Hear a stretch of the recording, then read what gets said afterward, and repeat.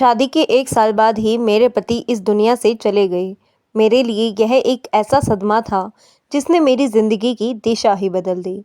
मेरी सास ने कहा कि अब मैं इस घर को छोड़कर कहीं नहीं जा सकती क्योंकि यही मेरा घर है। मैंने सोचा कि अब शायद ज़िंदगी का सफ़र यहीं थम जाएगा, पर किस्मत को कुछ और ही मंजूर था। कभी-कभी ज़िंदगी इतनी अजीब मोड़ पर ले आती है कि इंसान सोच भी नहीं पाता, जो आज अपना है वो कल पराया हो जाएगा। यह कहानी है कल्पना की, एक ऐसी औरत की जिसने सब कुछ खोकर भी हिम्मत नहीं हारी। सुनिए किस्मत का खेल, एक सच्ची भावनाओं से भरी कहानी। मेरा नाम कल्पना है। मैं बचपन से ही बहुत मेहनती रही हूँ। माँ बचपन में ही हमें छोड़कर चली गई थी और पापा ने दूसरी शादी कर ली थी। सौतेली माँ से मेरा रिश्ता ठीक ठाक ही था। घर के सारे काम मैं करती थी, बच्चों को पढ़ाती थी और ट्यूशन पढ़ाकर 15-20 हज़ार रुपये तक कमा लेती थी। लोग कहते थे कि मेरे पापा कभी मेरी शादी नहीं करेंगे क्योंकि उन्हें घर में नौकरानी भी मिल गई थी और कमाई करने वाली बेटी भी। फिर भी एक दिन सौतेली माँ ने कहा कि मेरे लिए रिश्ता देख लिया गया है। मैंने सोचा मजाक कर रही होंगी, लेकिन उन्होंने कहा बात पक्की हो गई है। मुझे विश्वास नहीं हुआ कि मेरी शादी इतनी जल्दी तय हो जाएगी, पर मैं खुश थी क्योंकि मुझे पहली बार लगा कि मेरी जिंदगी भी किसी की तरह सध सकती है। शादी धूमधाम से हुई। मैंने अपने पति को शादी के बाद पहली बार कमरे में देखा तो लगा कि वे बहुत अच्छे इंसान हैं। उनका स्वभाव शांत था और वे मुझे बहुत सम्मान देते थे। उनके घर में सास और एक बहन थी।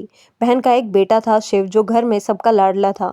मेरे पति कहते थे कि शिव उनके लिए बेटे जैसा है क्योंकि उनकी छोटी उम्र में ही उसके पति नहीं रहे थे।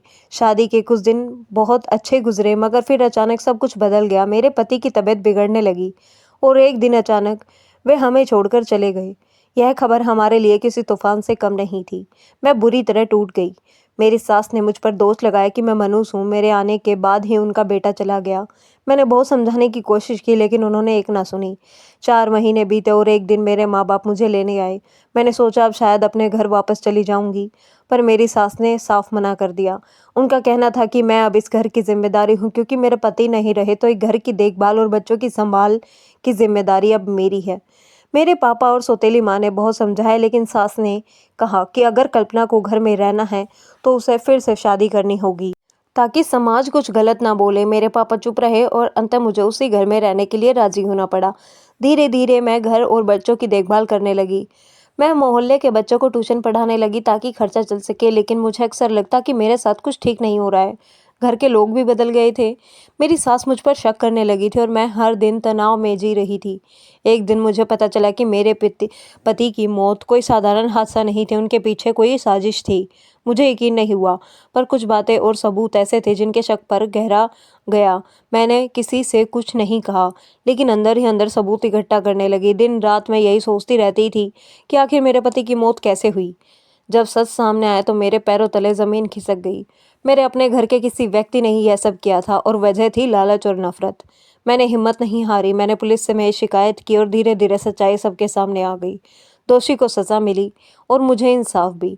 मेरी सास यह सदमा बर्दाश्त नहीं कर पाई और कुछ महीनों बाद चल बसी। मैंने उनकी अपनी ननद की शादी एक अच्छे घर में कर दी। अब मैं अपने छोटे बेटे के साथ रहती हूँ, ट्यूशन पढ़ाती हूँ और शांत जिंदगी जी रही हूँ। मैं आज भी अपने पहले पति को याद करती हूँ। अगर वे जिंदा होते तो शायद मेरी जिंदगी कुछ और होती, लेकिन अब मैंने सीखा है कि जिंदगी चाहे जितनी कठिन क्यों ना हो, अगर इंसान सच्चाई और हिम्मत से खड़ा रहे तो एक दिन न्याय जरूर मिलता है। कल्पना ने दर्द झेला लेकिन कभी हार नहीं मानी। उसकी कहानी हमें यह सिखाती है कि इंसाफ देर से ही सही, लेकिन होता ज़रूर है। मिलते हैं अगली कहानी में एक नई सीख और नई प्रेरणा के साथ। धन्यवाद दोस्तों। आशा करती हूँ आपको यह कहानी पसंद आई होगी। अगर कहानी ने आपके दिल को छू लिया है तो वीडियो को लाइक करें, शेयर करें और हमारे चैनल को सब्सक्राइब करना ना भूलें। मिलते हैं अगली कहानी में एक नई सीख और एक नई प्रेरणा के साथ। धन्यवाद।